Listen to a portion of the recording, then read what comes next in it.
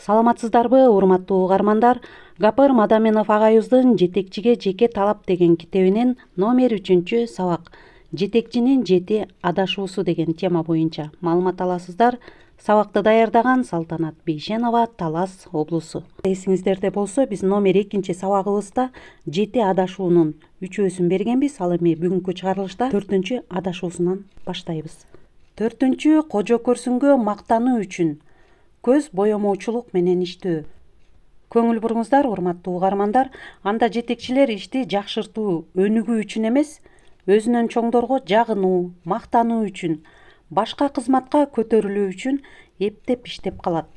Алар жагынуу, кошамат кылууга, ошолор аркылуу жогорку жактагылардын ишенимине кирүүгө чебер уста болуп кетет.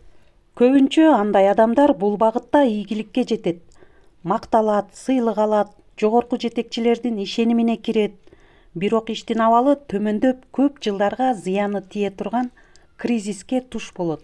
5 адашуу, көңүл буруңуздар, шаан шөкөт, жеңил жыргал, жүрүш туруш азгырылыктарга, ичимдикке, сайраңдап көңүл ачууга берилип кетүү.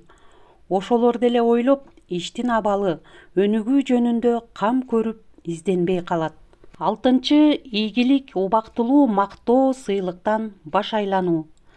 Атак даңк сыйлыгына чиренип, жакшы иштебей коюу. Кээ бир жетекчилер бир аз жакшы иштеп, убактылуу ийгиликке жетип, макталып сыйлык алгандан кийин максатыма жеттим, сыйлык алдым деп иштебей коет. Эптеп күн өтсө болду деп өнүгүү, келечек жөнүндө ойлонбой, изденип, иштебей калат. Жетекчинин 7 адашуусу бул протекция. Тааныш билиш, пара аркылуу жумушка алып, айланасын жөндөмсүз, иштей албаган кадрлар менен курчап алып, адашып калат. Өзү таза иштебегендиги үчүн, өзү да пара берип ишке келгендиги үчүн алардан талап кыла албайт.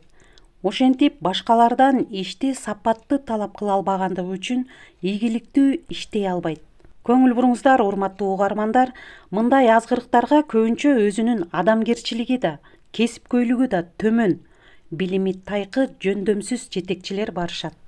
Алар өздөрү да ал кызматка акча, тааныш билиш аркылуу келген. Көбүнчө алардын жогору жакта өзүнө окшогон колдоочулар болот. Ошол үчүн алар элден да, текшерүүчүлөрдөн да коркпойт да, уялбайт дагы. Алар маселени чечүүнүн өздөрү үйрөнгөн жеңил жолун билет.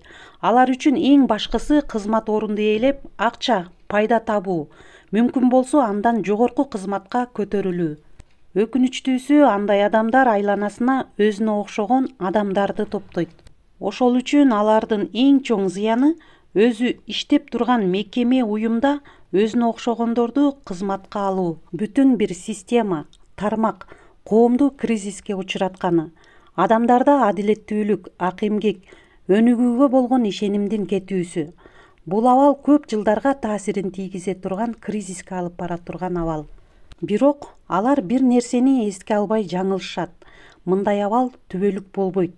Кудай көрүп, эл сезип турат. Андай адамдарды эл жек көрөт, жийиркенет, шылдыңдап, маскара кылып, күлүп жүрүшөт. Алардын бардык зыяндуу иштерин Кудай көрүп, эл сезип турат. Эртеби кечпи ал үчүн жооп берет. Анда эмесе, урматтуу угармандар, ушуну менен жетекчинин 7 адашуусун жыйынтыктайбыз. Жогоруда айтылгандарды ар бир жетекчи окуп, угуп, түшүнсө, андай азгырылып жүргөн жетекчилерди ойлонуп, чоочуп, ынсап берсе, жакшы жолго түшүп калар деген үмүттөбүз. Көңүл бургандарыңыздарга чоң рахмат, саламатта калыңыздар.